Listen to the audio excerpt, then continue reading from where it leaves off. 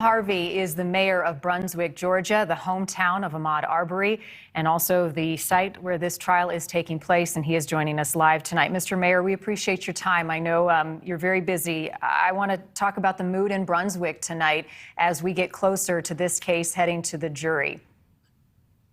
Well, the mood in Brunswick is really kind of tense, I'll say, because something has happened here that never happened before in our city.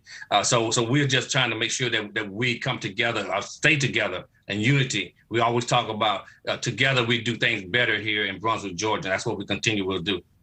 How are you preparing when a verdict comes down? We are prepared because one of our main focus is public safety. So we have to always make sure that we have enough resources in case something does happen or the verdict doesn't come back to what people think it should be. I really believe that there's this community have enough faith to believe that the verdict will come back and justice will be served. I want to play a clip here. One of the defense attorneys representing one of the three defendants, Kevin Goff, has filed several motions for a mistrial in this case that have been denied. In this clip, he is arguing that the jury may be influenced by a group of black pastors and others who have been outside the courthouse. Let's listen and then we'll talk about it.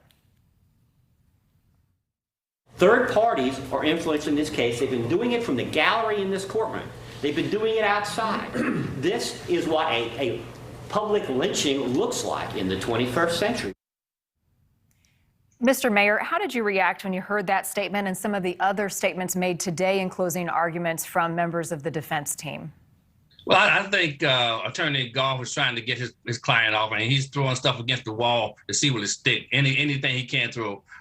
Really, it was him who actually brought the pastors to our community because of what he said. I think the pastors who was here today, who were here in the community, they were really coming together and praying for everybody, just praying for a justice outcome. They really wasn't doing anything to make a mistrial or to make whatever he had to say about this. And also the other groups that came, I don't think they really was coming until he made that insidious remark. And when he did that, then things just started happening. A lot of people are making comparisons in terms of the self-defense argument between the Kyle Rittenhouse trial and this case and the death of Ahmaud Arbery. Do you think that's a fair comparison?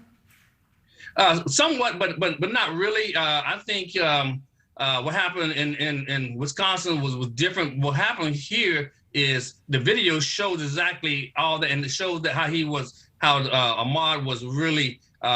They really targeted him. They hunted him down and did this.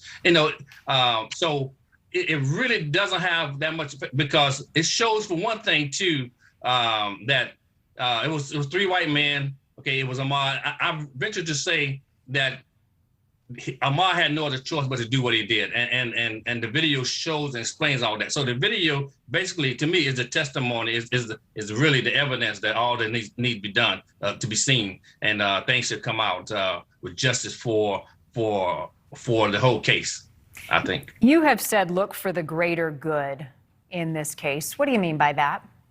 The greater good is what's going to come out of this case, because it has shown how people can come together and march and just have rallies in unison and not really have any violence. I think the city would be an example for the whole world to see that we can come together here, we can talk about issues, and we can get past our issues. Also, I think that we be here and while we shout loudly, while we whisper softly, we will still get things done and decent and in order.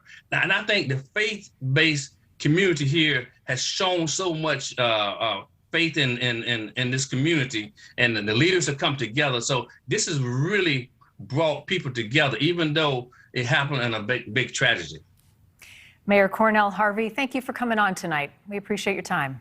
Thank you. I'm so glad to be here. Thanks for watching. Click the red subscribe button below so you can get more of NewsNation's fact-driven, unbiased coverage.